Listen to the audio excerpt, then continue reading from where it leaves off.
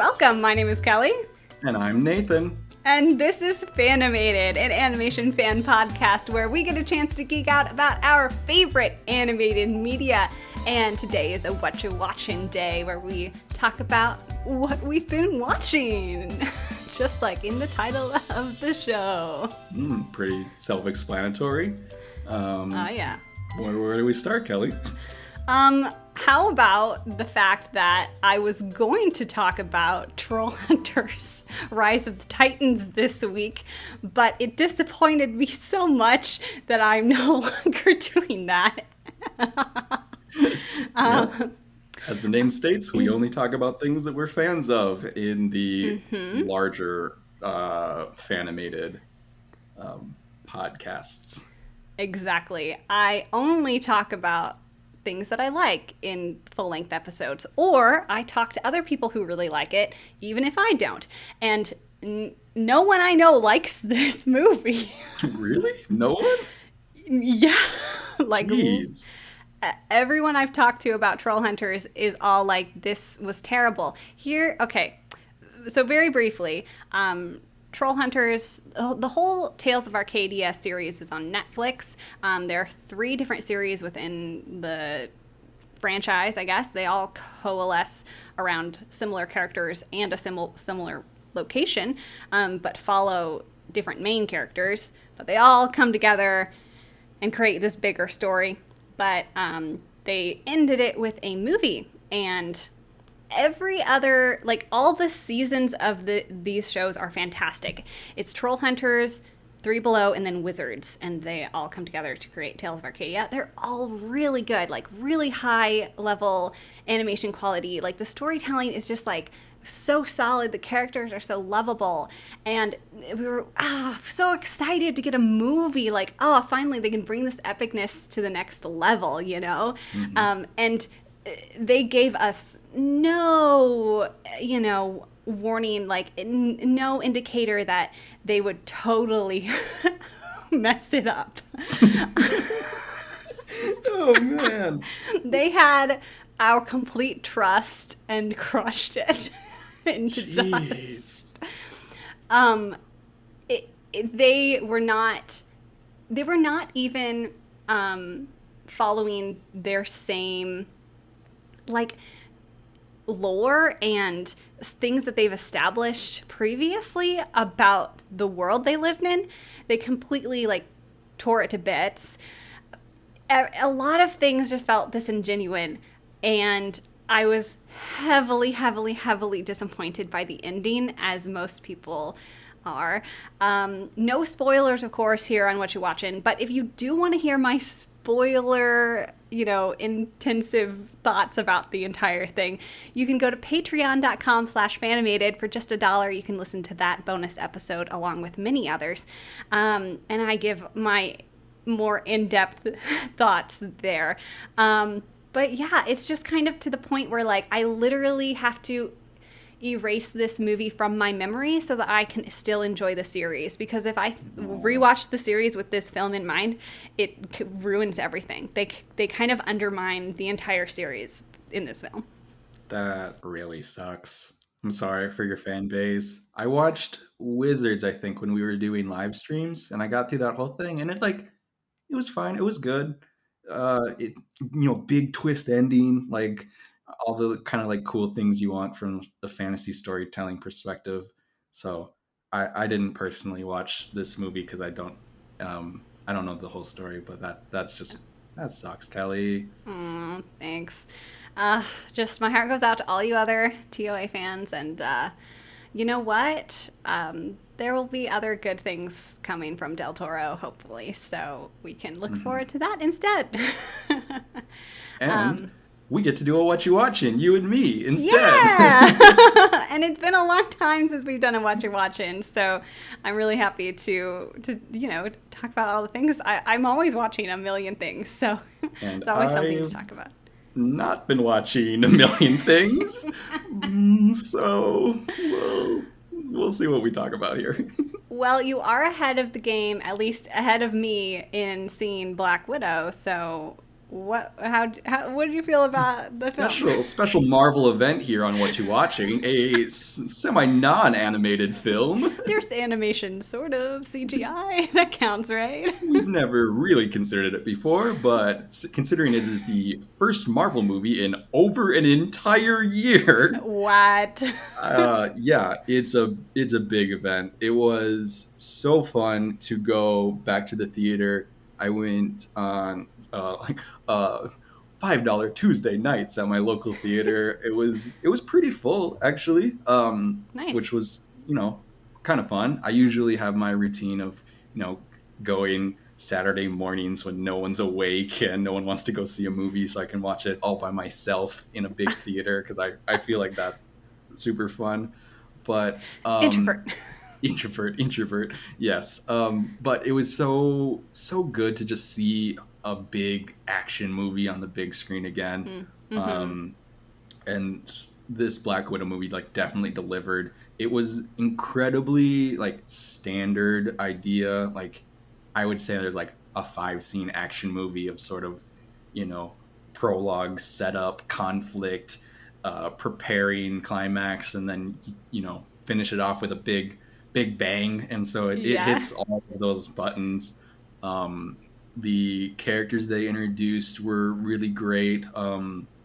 Black Widow has a little sister played by Florence Pugh, um, who is just fantastic and is sort of an anti-hero in the whole thing, where she's sort of like Ooh. making fun of superheroes and is just like, why do you do that thing with the poses all the time? It's so dumb. Like, stop it. And then like makes fun of herself. Like she drops out of an air vent at the end of the movie and like does the whole like Black Widow styled pose in like the first Iron Man movie where like Black Widow is like going through the hallway like kicking everyone's butt, and so like she does the same thing, but as soon as she gets up she's like, ugh, and shakes it off and is like, that was gross, why did I do that? And so Oh, that's amazing. it's very like it knows what's going on. It has all of like the great Marvel jokes and quips, but it's also like a dysfunctional found family film, interesting Hmm. enough. And so Yeah. like Black Widow's backstory is that like she's a Russian sleeper agent, and so they gave her a Russian sleeper family. And so it was like this sort of like continuation of this very dysfunctional family unit that they had been on a mission when they were like children, and now as an adult they're coming back to and trying to sort of like dismantle the organization that they used to work for. Um, Hmm. and so it's it's great to see the Black Widow character, and especially a female Marvel character, to get this sort of character development that is usually lacking in any of the other like multicast films. Yeah. And so all of the other like Avengers, the big three of like Thor, Iron Man, and Captain America, all got trilogies because they're the big strong men of the franchise. And so you have like Black Widow kind of getting a little snubbed. So it's great to get a little bit of recognition for her, even though spoiler, we don't do spoilers. She's dead, everybody. Like I they mean, they pretty yeah. much they've had to move on to a lot of the new heroes and new actors, really, which is a great thing to see so many up and coming actors getting to play these giant roles on the big screen. But that was like also sort of just like looming in the back of my brain the whole time you're watching this, of just like they can't really like pay anything off because they've Mm, already written the end of this story. And yeah, so that was always very strange, just kind of having that in the back of your mind. for sure. Um, they pay it off a little bit, and they always have an after credits scene in all the Marvel movies. So they pay it off a little bit, but no spoilers, of course. So um, it's good, and it involves Florence's character, the little sister, and so it sounds like she's going to be in more movies, which sounds amazing because she was wonderful. What else can I say about this movie? The accents are annoying. I have They heard. all have really bad Russian accents, except for Scarlett Johansson's character, but they're all like super spies that were undercover Americans at the beginning. Why did they have horrible Russian accents for the rest of the movie? It doesn't make any sense. It distracts every once in a while when you're like, that wasn't good. Like that wasn't really great. And so I kind of phrased it as redneck Russian Avengers, where it's this sort of group of like very downtrodden Russian sort of minor heroes that are like trying to like live up to this new idea of like the superheroes and the Avengers, but they're clearly like not them. But you know, they still save the day at the end. They still have great action movie scenes. Overall, I'd say it's a really good movie. You can't compare it to like the big blockbuster Avenger movies, but it does fairly well as a Marvel movie if you compare it to some of the smaller titles like the Doctor Stranges or some of the new Spider-Man movies. It fits much more into that category, even though it is um, focusing on one of the original Avengers. Nice, nice. I'm definitely going to watch it at some point. Hasn't been top priority, but I'm very excited just for some more Black Widow. What else have you been watching, Nathan, or Oh, playing? we're gonna go back to back on me. I don't. It. Well, so Kelly has this long list of things that she's been watching. A true catalog of things that she could talk endlessly about forever, and says, "Oh my gosh, it's been so long since I watched you watching. There must be so many things that you've watched, Nathan." I've Yeah. watched one anime. Not even a full like 24 season. It's a 16 episode Netflix trashy anime that I picked up on a whim, Great. and I don't even think it's that good. Well, tell us about it anyway, Nathan. It's the Tell us about it because it's the one thing I've watched in what 2.5 months since the last time we did this. So what I'm talking about, maybe you've seen it on Netflix, but it's called The Daily Life of the Immortal King, and it's in that sort of like Demon King high schooler genre of anime, right? Which I was a really big fan of the Misfit of Demon King Academy. We talked about that a lot last summer, I think, on some Whatcha Watchings. And I just thought this character of this super powerful high schooler who shows up and is just like absolutely just blowing everyone else out of the water, just like, I am the Demon King. I am super OP. Everything you know is wrong. I thought it was hilarious. It just tickled me pink. I loved it. And so I was like, this looks sort of like the same thing, and the trailer looks like super actiony packed. Um, it's the same setup of this young character named Wong Li, who is some sort of, you know, immortal, all powerful being. But unlike Anos Voldegard in The Misfit, who is the Demon Lord and wants everyone to know it, Wong Li wants no one to know he's possible. He's so powerful. And so like he has his father like make this amulet that like reduces his power levels so people can't just like sense his power, and like he's trying to like go to high school and live like a normal life, and he is obsessed with crunchy noodles and these little like vending machine panda crunchy noodles. And so literally he's just like trying to live his life, be totally normal. He doesn't like really fit in with anybody. He doesn't associate with a whole lot of people. And then something will prevent him from getting his crunchy noodles, and he will flip out and just eliminate what is ever in his path. And so it's still got, it has that like really funny just like One Punch Man style of like this character that is like clearly more powerful than everyone, but no one understands it and like isn't following along. um and it mainly focuses around a couple of his classmates and then a little bit of a love interest of the very wealthy, powerful daughter of this sort of billionaire type who is the prima donna of the school. Sung Ro has sort of caught the eye of Wang Li, and so she is sort of like trying to take him on these big fancy dates and like really impress him with her magic, because like technically she's the most powerful in the school by like the power levels rankings and stuff, but Yeah. his power ranking like breaks all the systems so they don't know what Yes. to do with him.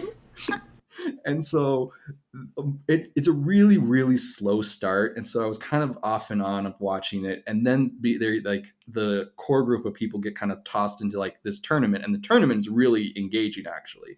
So if you want a little sort of like slow cutesy kind of shonen, it's not necessarily like romance or slice of life because it's still sort of this action climax of stuff. um but it's still just sort of a, laid back relaxing kind of Yeah, silly anime. just like a fun comfort anime. Yeah. Ending real weird, but 15 out of 16 is pretty good. Yeah, not bad. Then what else can I say about this anime? Oh, it's not Japanese. It's a Chinese anime.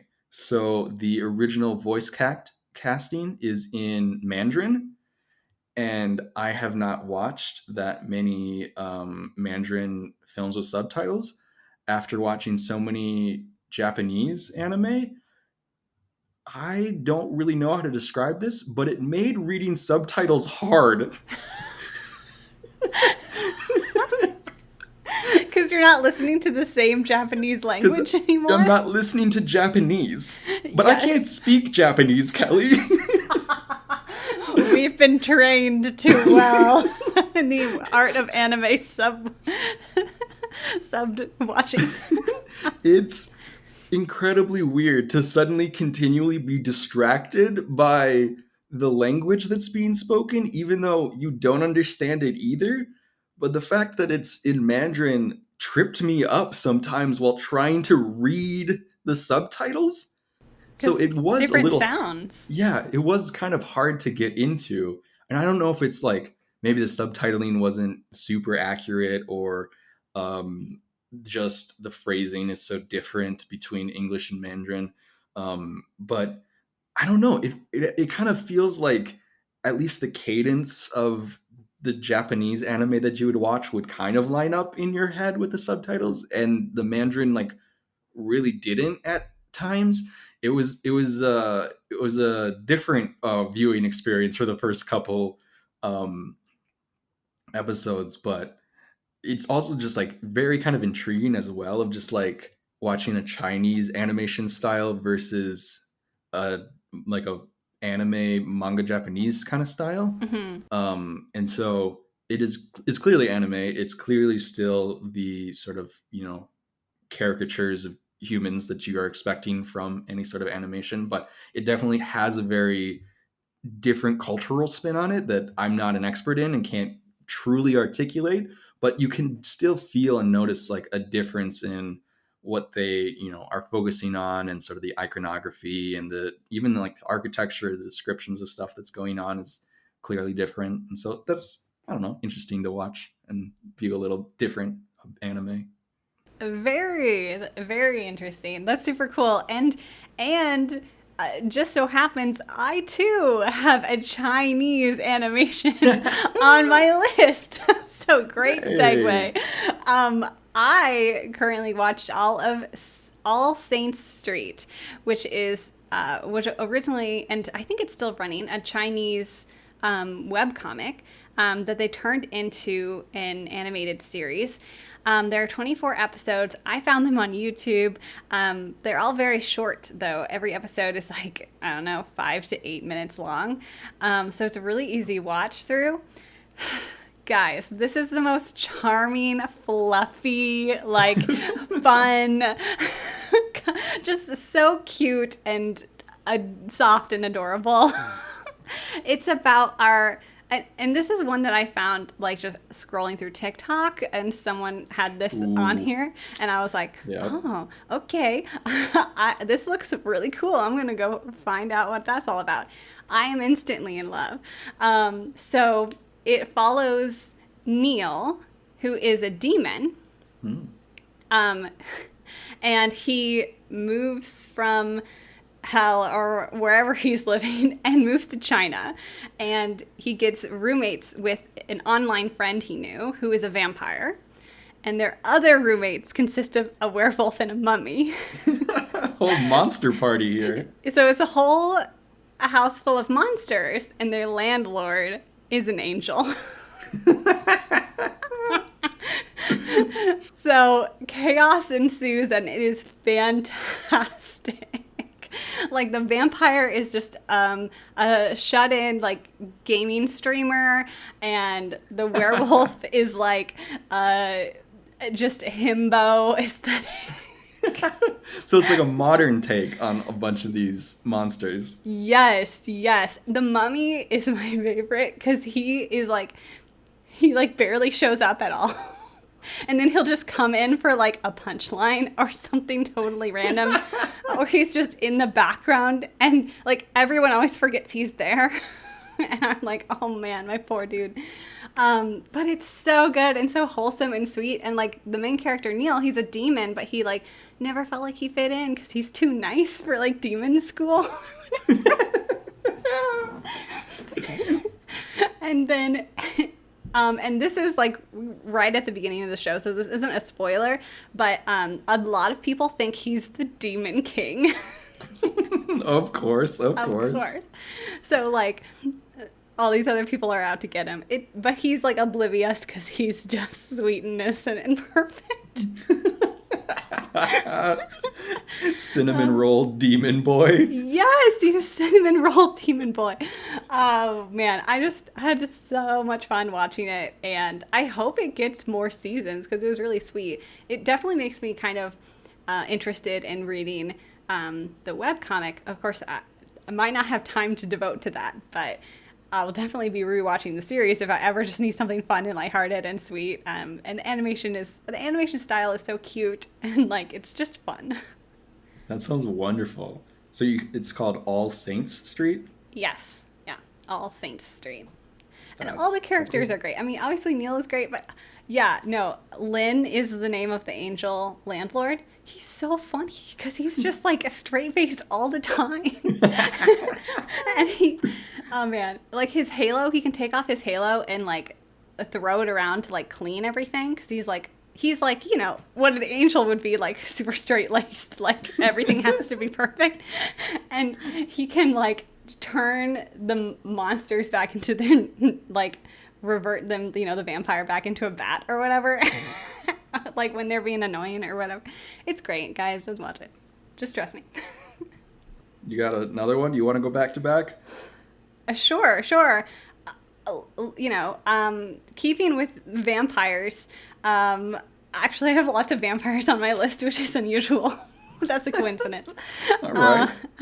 I want to talk about the case study of Vanitas, which is a new anime this summer season, and it is steampunk Paris vampires. Jeez. All right. Okay, and this human Vanitas has this powerful book that can know the true name of vampires and destroy them, except instead of destroying them, he goes around and heals them and is trying to find out why they are like becoming cursed. And then he gets runs into this other vampire who is trying to find that special book, and so they team up. And it feels very Sherlockian in that way. Like, it feels very much like a Sherlock-Watson duo, except they're in steampunk Paris with vampires. Oh my gosh. So when he cures vampires, is he curing their vampirism? So they're like turning back to humans, or is it different curses? It's a different curse that is basically like vampires. There's this war between vampires and humans, of course. And the vampires lost, and so it was basically like, okay, you can't drink human blood. That's not allowed. That's basically what the humans got out of the deal. And so a lot of vampires kind of like left and went their own place and like whatever. But a lot of vampires still live within human society. And so they're not like evil. They just happen to drink blood. So there's this curse though that basically makes their desire for human blood like higher, and they go crazy and become actual monsters. And so Vanitas is trying to cure them and then also find out what the cause of that curse is and try to save Zootopia poison. Yeah. yeah, that exactly. Oh man. It, you know, it gives me Bungo Stray Dogs vibes in like the over dramatic characters, and I'm loving the aesthetic. Like it's just, I'm here for the steampunk Paris vampires, and I'm 2010 called. They want their aesthetic back. Yep, I read all the Twilight books. No, vampires. No, it is fun. I'm excited to see where it goes, and yeah, it could be one of my faves of the season. But who knows? You know, it's only been a few episodes so far, so it's fun. I like it. It's a good thing to look forward to. Definitely. That's awesome. Yeah, I haven't felt like there's been that many great new summer animes. Obviously, My Hero Academia is coming out, but it feels like there's a real sort of dearth of good new anime. We really got to have to wait till the fall until Mappa comes out with Chainsaw Man, right? Oh my gosh, everyone's the talking about Jujutsu Kaisen movies. And we get Demon Slayer, and we get more Attack on Titan. We get a lot of things this fall and winter. Oh my gosh. I think Mappa's my favorite animation studio. They're just knocking out. I love their styles. I love how Chainsaw Man trailer looks. I like how it kind of has the same sort of look and feel of Jujutsu Kaisen, which I absolutely adore. So I'm hyped for the fall season. But I mean, they've been doing so many things. It's crazy. Yeah, Mappa does great work. And I don't know how they release so much at a time, because they're also working on the Yuri on Ice movie. Like, hello. Jeez. All right. No big deal. That's not going to make thousands of people cry. Yes, it will. Bring in my tissues. Oh, dear. Well, there's also My Next Life as a Villainess season 2 that's coming out right now. Yes, it is. Oh, crap. I Are gotta you catch watching? up. No. I need to. It's so good. It's everything we love about season 1, except even more over dramatic and cute and precious and adorable. Oh my gosh. What is the naming structure though? Why is it My Life as a Villainess X? Why isn't it just 2? Why is it like X series? Because we have to be cool, like we're a shonen, but we're not. Could you imagine that as a shonen? Just every single battle just super dramatic, like a haiku style, like endless mind games of everybody. Yes. Oh my goodness. Guys, that show is absolute perfection. I highly recommend. It's just everyone falls in love with the most idiotic character, and she's precious and adorable and must be protected. Oh man, I liked it, guys. I liked it. It's got Nathan's stamp of approval on it, and I don't watch very many non-action animes, so There we go. You know it's good then. all right. So clearly I have not been watching very much, but what I have been spending my time on is probably my new favorite video game. Great. Can we talk about video games in the What You Watching? Of course we can. It's our show. We can do what we want. Yes. So in terms of overall Nathan video game ranking, I'm definitely going to put this video game at number 3. Pretty high up. I've played a lot of video games. Wow. Anyone who's curious, number 1 is BioShock Infinite. Number 2 is Borderlands 2. Breath of the Wild is way down the list. I know. I'm putting words in care much for Breath of the Wild. I know. Obviously, other things to be really excited about coming this fall and winter. Breath of the Wild 2. Next year, sometime. It's winter, right? They said early 2022. I hope. I mean, they didn't say. We don't know. We're in the dark. All right, well. Just grasping at straws and replaying Skyward Sword. Just another reason to not be a Zelda fan. Please don't leave us. Kelly's crying. Okay, back to my third favorite video game, Kelly. Yes, tell us about your favorites.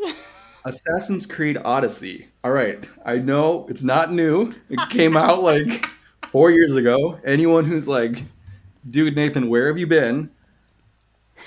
Steam Summer Sale came last month, guys. Okay, everything goes 50% off. I spend way too much money. I bought Assassin's Creed Odyssey and all the DLC kind of on a whim. I'd played Valhalla while waiting for Cyberpunk 2077. It was fine. It's okay. I love Greek mythology. I love Roman mythology. Gods and goddesses, fantastic. Myths and legends, fantastic. I love it. This game is the most in-depth, full-scale, realistic myths and legends of Greek and Roman mythology ever created. It is so fun to play as an amazing Spartan warrior. It is so cool. Like the story in Assassin's Creed games, typically non-existent. You usually just like, oh, I'm gonna go kill the bad guy who's ruling the town badly because I'm the assassin, and like that's the plot. And then there's a whole like side plot of like assassins versus Templars, and you're in a big sun tanning machine that makes you time travel, and you're like, what is any of this plot? Like most of the Assassin's Creed, there's like two plot lines going on of like the real timeline in the real world, and then like the historic timeline in the historic world. And like you're supposed to be living the life of this historic figure of this assassin, uh, to uncover these ancient artifacts that the ancient civilization, not the civilization you're living in, but like an ancient fantasy civilization left for the humans. It's very like ancient aliens vibes. Mm-hmm, mm-hmm. And then you identify them in the historical situation, and then the real life people in like a 2% of the game go to where that is and pick it up so that the modern evil people can't get their hands on it, just like how the ancient evil people had their hands on it. Mm-hmm. And so like that's an Assassin's Creed game. This Assassin's Creed game, it's like, nah, you're open world and you're really like a BA Spartan warrior, and you got to go fight in the Peloponnesian War, and your whole family has been torn apart, and your little brother was thrown off a cliff by a priest and it tore your family apart, and you My have to go gosh. dismantle this cult that actually stole them because everyone you thought was dead is actually alive, and like What? huge dramatic swinging moves, and you get to choose your stories and your plot lines and figure out who your alliances are, and like absolutely so in depth like role playing like that is not in any of like the original Assassin's Creed games that I've ever played. Technically I've only ever played like 4, but there's like 12 Assassin's Creed games, so I feel like I've played a decent amount of Assassin's Creed games. But like you go from this like really in-depth storyline of this family reuniting each other and finding peace at long last to what I did yesterday, which I went into a deep underground tomb and fought a minotaur. And every single side quest leading up to that, you have like 8 different NPCs mispronouncing Minotaur. And they're like, it's the Minotaur, it's the Minotaurs, the Minotaurians. And you're like, what is this? This is the best thing ever. I love it so much. I think it's fantastic. And every once in a while, I just like kind of pinch myself of just like, oh my God, look at her, look at me, look at this. And so this is so there's so many Assassin's Creed games, and so this is the second one in sort of like the new era of Assassin's Creed games, of like the unnumbered ones sort of. So like I think like the next gen I think is what they're really called, because they're the ones that started coming out on like the PS4 and the Xbox Ones. And so it started with Assassin's Creed Origin, which was in Egypt, and then Odyssey, which is in Greek, and then Valhalla, which is the Vikings. And so um, I'm essentially playing them backwards, where I played Valhalla and now I'm going to Odyssey, and now Origins is on my wish list. But Yes. in these new Assassin's Creed games, you can finally pick if you're a guy or a girl at the beginning, because they give you What? decisions. What? Woo, There are what? other genders other than Other male? genders than assassin? And so typically like I don't play as the girl character. I like the role playing aspect of making the characters look as close to me as possible, which I know Wow, isn't real everyone's. creative. Yeah, whatever. Come on, Kelly. It's role playing, right? I get to do what I want. That's But right. That's right. I had seen from reviews that everyone really enjoys playing as Cassandra, the female character, because the voice acting is amazing and Hmm. much better than the male voice acting, who's like the sort of gruff assassin, Geralt Witcher type. But Cassandra is just like, I'm a Grecian woman. This is cool. But like every once in a while, I just like stare at her and she's just like a 6'4" giant Spartan woman who's like clad in this ridiculous armor getup, and I'm just like, dang, she looks cool, man. Oh my gosh, Yes. she looks so cool all the time. And so, in terms of like role playing aspects, every once in a while I'm just like, dang, I'm cool. Yeah, you are. And so like you get to just like go around the Grecian world and have like a Tremere, like a giant boat, and sail the ocean and go help little civilians, and they'll like run up to you and be like, I prayed to the gods and you were like, and you showed up, and then you're like, yes, the gods sent me, and they're like, wow, I heard you're a legend. You're like, yes, I am legendary, and you just get to be a hero, which is Yes. super cool. Because in a lot of the other Assassin's Creed, it's like, no, you got to be sneaky, and no one can know who you are, and you got to Mhm. plan all these things. And in this one, you're like, knock down the door. Hello, I'm here for war. That sounds so good. It sounds like extremely catered towards you specifically. And I'm very glad that you found your third favorite video game and are enjoying it and playing it for the first time. That's amazing. Man, we've already been at it for a while, but I have to at least mention one more thing. Netflix film, anime, romance film, words bubble up like soda pop. It is so charming and cute, and the art style is like almost too colorful, but in the best way. Nauseatingly colorful is how Yes. we would say that. Oh, it's perfect. It definitely, I would say, is a very solid mid-tier romance anime. It follows the exact same structure as every other romance anime that you've ever seen. If you're on Netflix and have not watched romance anime, I would recommend A Silent Voice over this one. But then get to words bubble up like soda pop. But I digress. It is a very charming film. It follows these two teenagers who are both like basically they meet at the mall. The gal is like super self-conscious of her buck teeth and like always hides behind a mask, and the guy like wears these big headphones because he like is doesn't want to talk to people and is an introvert and like whatever. But then they bump into each other because it's a romance anime, meet cute, and he sees her without her mask on and sees up her cute little teeth, and he like gets comfortable talking to her and doesn't need to wear his headphones anymore. And I'm just like, oh, they're so cute. So would highly recommend. My only one, well, like my biggest disappointment, besides obviously the plot's pretty par for the course. But hey, if it ain't broke, don't fix it. It still was like very good. I was very disappointed by the soundtrack. I feel like if it had a stronger soundtrack, it would have like really brought it up like 10 notches. But then again, I'm used to Makoto Shinkai and Radwimps, and that's like Legendary composers. legendary. So cannot compare there, but it's very solid. If you need a good, quick, fun film to watch, that would be it.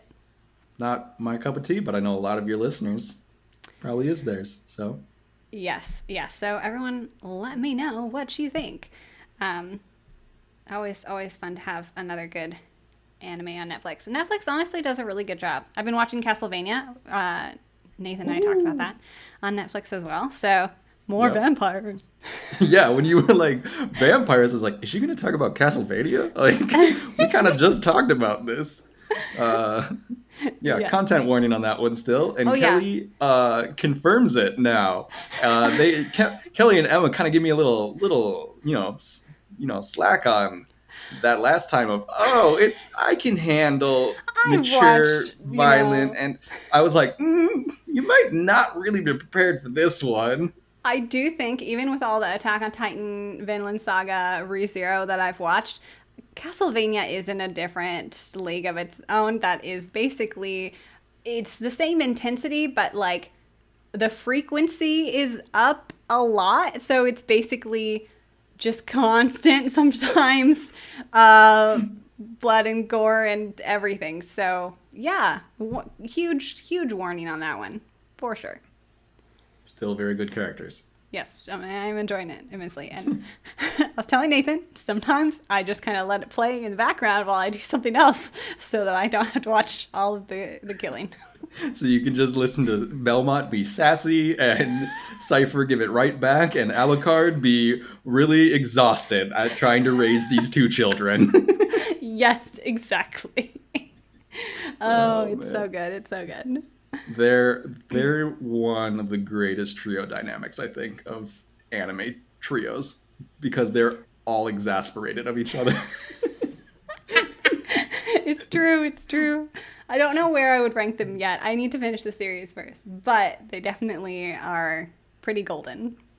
Great. Well, obviously, we've had a lot that we wanted to talk about, and there's still so much more. So let us know what you're watching and what we should be watching. You can head over to patreon.com/fanimated. Again, reminder, I have a whole bonus episode about Trollhunters Rise of the Titans, as well as lots of other bonus episodes. And if you are a patron, you get to vote for upcoming episodes. Recently, the patrons voted for Snow White with the Red Hair, which is another thing I am rewatching. And that is one of my top tier comfort anime. And so I'm just like, I love everyone in this show and everything that happens. And it is perfect. You're welcome, Kelly. Thank you. Thank you for voting. I broke voting. the tie on that vote. I saw it at the end, and I was like, ooh, there's a couple ties here. But I know Kelly loves Snow White with the Red Hair, so we're picking that one. Thank you. Tiebreaker. My vote counts the most. Every vote counts. But thank you. Yes, I'm very excited to discuss that upcoming Fanmated episode. You can follow us on Instagram, Facebook, and YouTube at Fanimated Podcast to stay up to date with all things animated. And don't forget to leave a rating and review. The music is provided by Purple Planet Music. The art is done by myself. You can find me on Instagram at CandorDraw. And again, thank you, Nathan, for joining me today. You're very welcome. Are you reading this off of a script like how we've told you to do for many, many times? Yes, I finally have a script. You should be so proud of me. Wonderful. After so many episodes. After so many episodes of me going, oh, how does the intro go again? I don't remember. Oh, right. I can write it down and be prepared. What? After like over 100 episodes of podcasting, I'm finally like pretending to be professional and writing things down. Yeah. So anyway, we'll be back in 2 weeks to discuss Snow White with the Red Hair. Well, not you, Nathan, specifically, but yeah, that makes sense. But Emma and I will be back in 2 weeks. So until then, stay tuned and stay animated.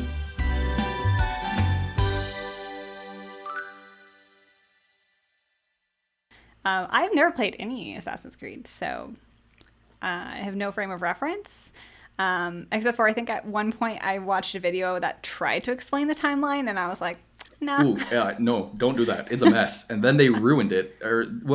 They ruined it. They didn't ruin it. They just started like rewriting most of it because it's essentially like the originals went like from a time point and would always progress further into time, and then they got too close. They got to like the Industrial Revolution, and they were like, we can't really go any further into history, so we're going all the way back to the beginning. Oh, no. And so that's like what Origins was, is like, we're going back to the beginning, and they're like, it's Egypt, and we're like, but okay, Ubisoft, I guess you can continue to make money on these titles. And well, remember, I am a Zelda fan, so unusual, nonsensical timelines are my specialty. Oh my god. All right. I am a fan of Brian David Gilbert explaining the Zelda timeline to me. I am Yes. that type of Zelda fan, but that is me Yes. being more of a Brian David Gilbert fan than a Zelda fan. Here's the thing, Nathan. You've only played Breath of the Wild. Yeah, You need to well. play an OG type Legend of Zelda that actually follows a storyline. And is it me wandering to the checkpoint with 3 hearts? Yeah. Yeah. You've got to know how to How lock did onto enemies, Nathan. how did Nathan cheese his way into a divine beast with 3 hearts and not knowing how to lock onto enemies? No one will know, but I did it.